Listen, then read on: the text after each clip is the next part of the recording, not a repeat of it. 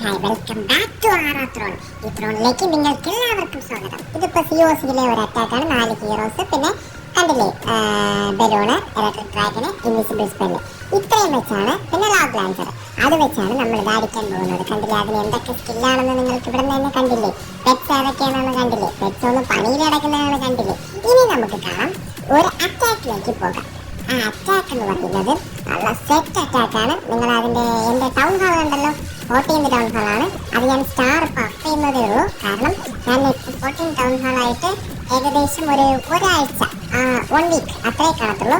നമുക്കൊരു അറ്റാക്ക് കണ്ടാലോ. ഞാൻ ലാസ്റ്റ് ആയിട്ട് അടിച്ച ഒരു അറ്റാക്കാണ്, നിങ്ങൾക്ക് കാണിച്ചു തരണമെന്ന് വിചാരിച്ചു വന്നതാണ്. 16th ടൗൺ ഹാൾ ആണ്. ഫസ്റ്റ് തന്നെ ഇലക്ട്രിക് ഡ്രാഗൻ കെ അടുത്ത് ഇറക്കി വിട്ടതിന് ശേഷം KAനെ ഇറക്കി വിട്ടു. അടുത്ത ലോഗ് ലാൻസറിനെ ഇറക്കി വിട്ടു. ഇപ്പോൾ അതങ്ങോട്ട് ഉരുട്ടിക്കെട്ട വണ്ടി ഉരുട്ടി നടക്കുന്നു. അത് കഴിഞ്ഞ് നമ്മുടെ ക്യൂവിനെ ഇറക്കി വിട്ട് കുറച്ച് ഡാമേജ് കൊടുത്തു, സപ്പോർട്ട് ചെയ്യുന്നതിന് വേണ്ടി, ലോഗ് ലാൻസറിന് കൂടുതൽ ഡാമേജ് വരാതിരിക്കാൻ. അതിൻ്റെ റൈറ്റ് സൈഡ് കോർണറിൽ നമ്മുടെ അമ്പരീരവനെ ഇറക്കി. അമ്പരീനില്ലേ അവൻ്റെ പേര് എനിക്ക് പെട്ടെന്ന് അങ്ങ് വിട്ടുപോയി. അത് നിങ്ങൾ കമൻറ്റിൽ പറഞ്ഞാൽ മതി ആരാണെന്ന്. അമ്പരീനെ ഇറക്കി വിട്ടു. അവനാണെങ്കിൽ അവൻ്റെ സ്കില്ല് ദൂരത്ത് നിന്ന് അമ്പരീന്ന ഒരു സ്കില്ലുണ്ട്. പിന്നെ അതിൻ്റെ ആറോ നമ്മളെപ്പോലെ തന്നെ നമ്മുടെ യൂട്യൂബ് ചാനൽ ആറോ, അതിൻ്റെ കൂടെ ഇൻവിസിബിൾ സ്പെല്ല് കൂടെ ആയിട്ട് നമ്മളിങ്ങനെ കളിക്കുകയാണ്. നമ്മുടെ ആ ലോഗ് റേഞ്ചർ തന്നെ ലെഫ്റ്റ് സൈഡ് കോർണർ ക്ലിയർ ചെയ്ത് കഴിഞ്ഞു. ഇനി അമ്പരീന്നവനായിട്ട് നമ്മളിത് അടിച്ചുകൊണ്ടിരിക്കുകയാണ്. ആ ഇൻവിസിബിൾ സ്പെല്ല് നല്ല ഇത് സെറ്റ് അറ്റാക്കാണ് കേട്ടോ. ഈ അറ്റാക്ക് അമ്പരീന്നവനെ കൊല്ലാതിരുന്നവരെ നിങ്ങൾ രക്ഷപ്പെട്ടു. അവൻ ആരോ അറിഞ്ഞ് തീരുന്നതിന് മുമ്പ് നിങ്ങൾ ഇൻവിസിബിൾ സ്പെല്ല് ഇട്ട് കഴിഞ്ഞാൽ നിങ്ങൾ രക്ഷപ്പെട്ടു. അല്ലെങ്കിൽ ഉറപ്പായിട്ട് നിങ്ങൾക്ക് ഡാമേജ് വരും. കണ്ടോ, ടൗൺ ഹാളേ കഴിഞ്ഞു. ടൗൺ ഹാളിൽ ഡാമേജ് വീഴുന്നു കഴിഞ്ഞാൽ പിന്നെ ഒരിക്കലും അങ്ങോട്ടും ഇങ്ങോട്ടും നോക്കി നിൽക്കരുത് കേട്ടോ.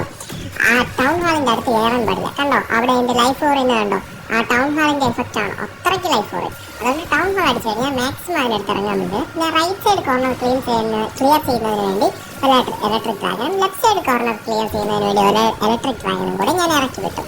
അതിനുശേഷം തുടർന്ന് നമ്പർ ചെയ്യുന്നവൻ എറിഞ്ഞുകൊണ്ടേയിരിക്കുകയാണ് അതിൻ്റെ ഇൻവിസിബിൾ സ്പെല്ലിൻ്റെ ഓരോരോ പവറിൽ. അങ്ങനെ ഇൻഫ്രോ ടവർ അത്രയും കഴിഞ്ഞു. ഇനി 1-2 ചീലിക്ക് സാധനങ്ങൾ മാത്രമേ ഉള്ളൂ. അത് ക്ലിയർ ചെയ്യുന്നതിന് വേണ്ടി നമ്മുടെ അമ്പരിന്നവൻ മരിച്ചു.